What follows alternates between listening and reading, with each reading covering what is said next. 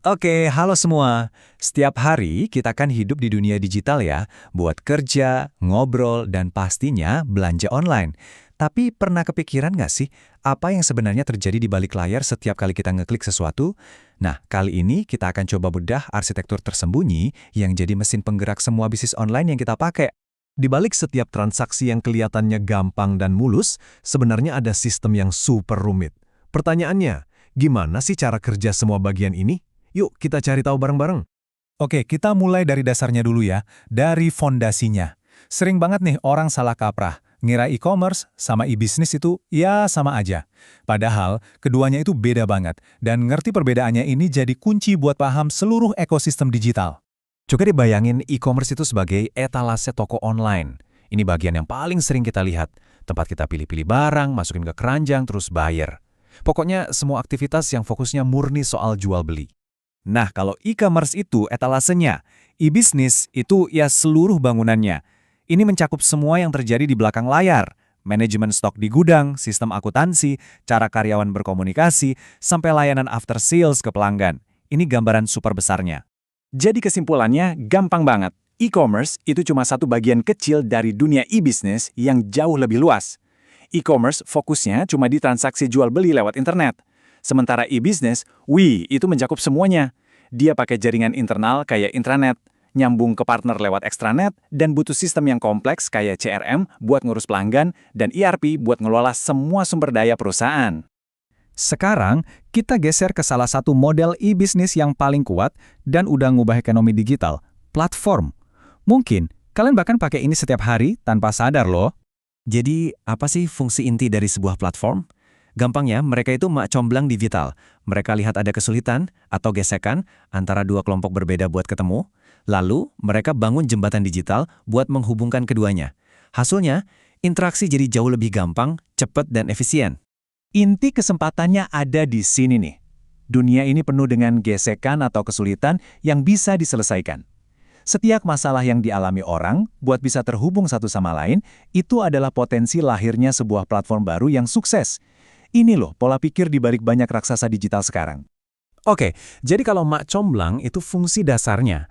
Lalu apa sih yang bikin beberapa platform ini begitu berharga sampai-sampai kita jadi susah banget buat pindah ke lain hati? Yuk kita bongkar rahasianya pakai sebuah metafora yang menarik banget. Nilai inti dari sebuah platform itu bisa kita bayangin kayak untaian DNA.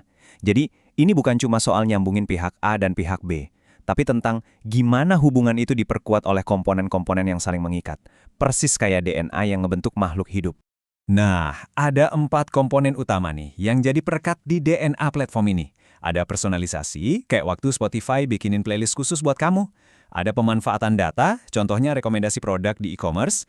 Ada juga pembangunan komunitas lewat forum atau grup review.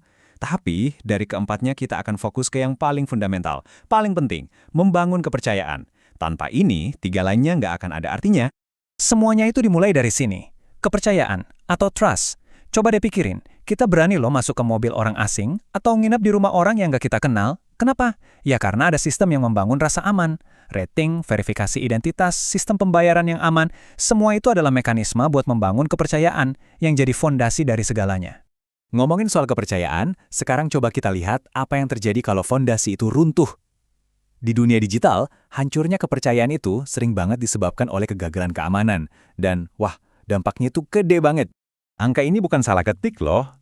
Ini adalah proyeksi kerugian global akibat kejahatan siber di tahun 2028.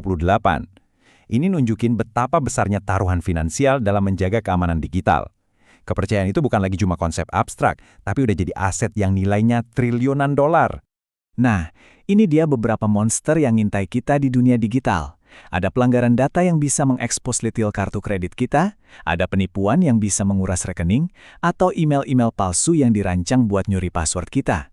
Setiap bisnis online harus berjuang melawan ancaman-ancaman ini setiap harinya.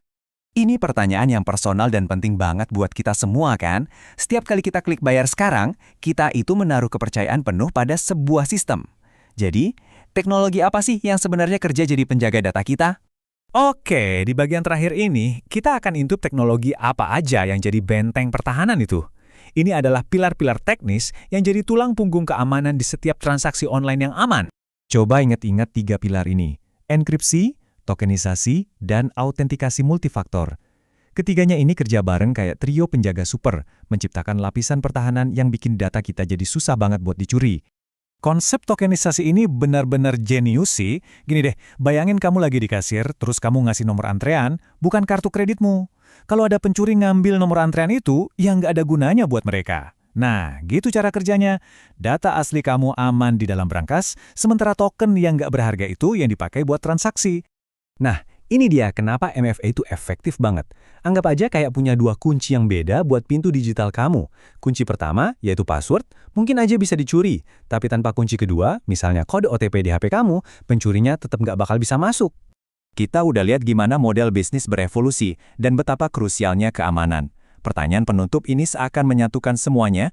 Jangan-jangan di masa depan, inovasi model bisnis yang hebat itu nggak bisa dipisahkan dari strategi keamanan yang hebat juga. Kepercayaan adalah mata uang baru, dan keamanan adalah cara kita menjaganya. Terima kasih sudah menyimak.